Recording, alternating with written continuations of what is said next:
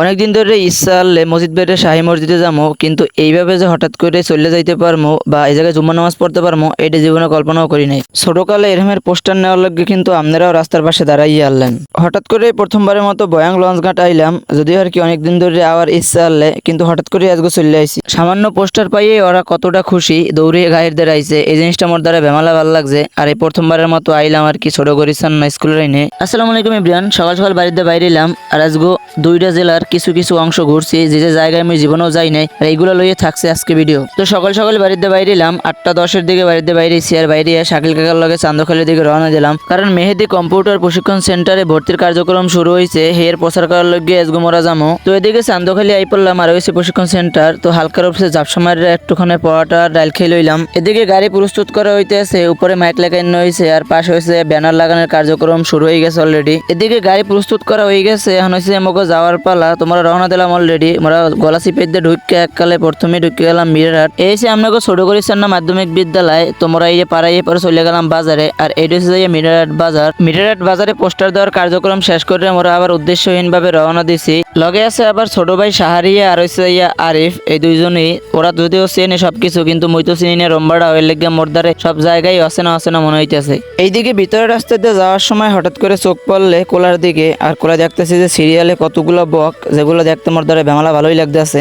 অচেনা জায়গায় যাওয়ার থেকেও এই বিষয়গুলো মই খুব এনজয় করছি। মানে সে গাড়ি যাওয়ার সময় ছোট ছোট বাচ্চারা যে দৌড়ে আইতেছে পোস্টার নেওয়ার লজ্ঞা, এবং রাস্তায় খাড়াই রয়েছে বা ওকে পোস্টার দিছে, ওরা যে কতটা খুশি হয়েছে, এই জিনিসটা মোর দ্বারা বেমালা ভালো লাগছে। ওরা মাইকিং এর শব্দ শোনার লগ দৌড়ে আইছে, বাড়ির মধ্যে দিয়ে দৌড়ে আইছে, বোঝেন তাইলে। আর আপনারা ভাববেন না যে ওরাই খালি দৌড়াইছে, ছোটকালে কিন্তু আপনারাও বেমালা দৌড়াইছে না, মাইকিং এর শব্দ শুনলেই খালি পোস্টারের লগে দৌড়াইছেন। তবে ওকে দেখে খালি আমি একটা জিনিসই ভাবছি, যে ছোটকালে মোরাও তো এরকম আনলাম, বা ওরা এখন কত সুন্দর একটা সময় পার করতে আছে। ভাবা যায় যে সময়টা ওরা বড় হইলে আর পাইবে না। সব থেকে সুখী থাকার বয়স হয়েছে যাইয়া এই বয়সটা। যাই হোক, অবশেষে আই পড়ছি ছোট করিসান না ফকিরবাড়ি মাদ্রাসার এই জায়গায়। জীবনও এই জায়গার নাম শুনছি, তবে আমি জীবনও আই নাই, এই প্রথমবারের মতো আইলাম। মাদ্রাসা দিয়ে সামনে যাইয়ে এই 4জন শুভাকাঙ্ক্ষী পাই গেলাম। যদিও ওকে পোস্টার দিয়েছি আর নাম জিগেছি, কিন্তু মাইকিং এর কারণে হয়েছে ওরকম করে বোঝায় না, যার ফলে বয়স শুদ্ধ ওকে ভিডিওটা দিতে পারলাম না। তো এরপর ছোট করিসান দিয়ে বাইরে আমরা আই পড়ছি 12 ঘর, আর এই 12 ঘর দিয়ে যাইতে হইবে এখন ঘটবাড়িয়ার উদ্দেশ্যে। তোমরা অলরেডি হচ্ছে যাই আসিয়া সড়ক দিয়ে ঢুকে গেছি, আর প্রথমবারের মতো এই রাস্তায় ঢুকতে আসি। বোঝেন তাইলে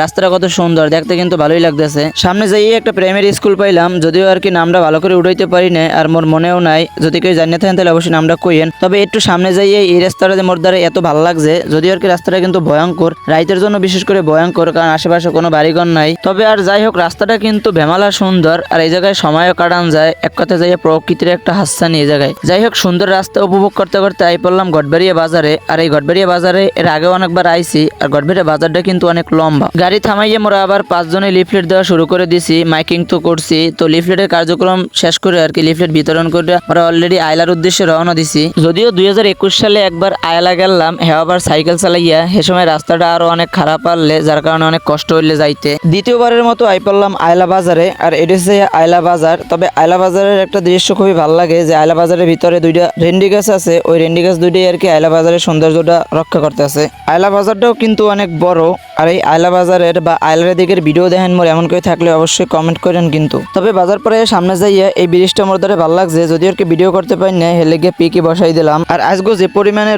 রোদে এককালে কাটি কুটি ছিটে যাইতেছে মনে হয়। তো একটা মজার বিষয় হয়েছে যাইয়া আয়লা বাজারের পারানোর পরে ড্রাইভার কাকায় কইতেছে যে লন মসজিদ বেড়ে শাহী মসজিদে জুমার নামাজ পড়মু। কথাটা শুনে তো মোর সকল ক্লান্তি দূর হয়ে গেছে, কারণ মোর অনেক দিনের ইচ্ছা আনলে শাহী মসজিদে আবার। মই তো রীতিমতো অবাক হয়ে গেছি। যাক, অবশেষে আল্লাহ এই ইচ্ছাটাও পূরণ করছে, যে কোনো একটা মাধ্যমে। যদিও আর কি এই জায়গায় আবার অনেক প্রোগ্রাম আনলে, আগে অনেক প্ল্যান করছিলাম আবার, কিন্তু হঠাৎ করে যে এইভাবে আই পড়মু এটা কল্পনাও করি না। যাই হোক, যেহেতু জুমার নামাজ, তো আর কি মসজিদে ঢুকে গেলাম। তবে মসজিদের দৃশ্যটা দেখেন, মসজিদের দৃশ্যটা কত সুন্দর, কত সুন্দরভাবে তৈরি করছে, যা আপনি নিশ্চয়ই না দেখলে কখনোই আর কি ঠিকমতো উপলব্ধি করতে পারবেন না। কত সুন্দরভাবে তৈরি করছে দেখেন, মানে দেখলেই শান্তি লাগে। এক কথায় ভিতরে যখন ঢুকছি তখন এতটা শান্তি লাগছে যে আপনাকে কইয়ে বুঝাইতে পারবো না। মগো বিবিসিনি শাহী মসজিদটাও কিন্তু এরকমের কারুকার্য করা। যাই হোক, যেহেতু শুক্রবার গেছে, তো নামাজের পরে আবার মিলাদ আনলে, মিলাদের পরে রসগোল্লা দিয়েছে, জিলাপিও দিয়েছে। যদিও আর কি জিলাপি পাই নাই, কারণ এখানে জিলাপি নিতে খাড়িয়ে দেখতেছি যে প্রচুর পরিমাণে হট্টগোল লাগিয়ে গেছে। যারা নেছে এরা কিছু কিছু ব্যক্তি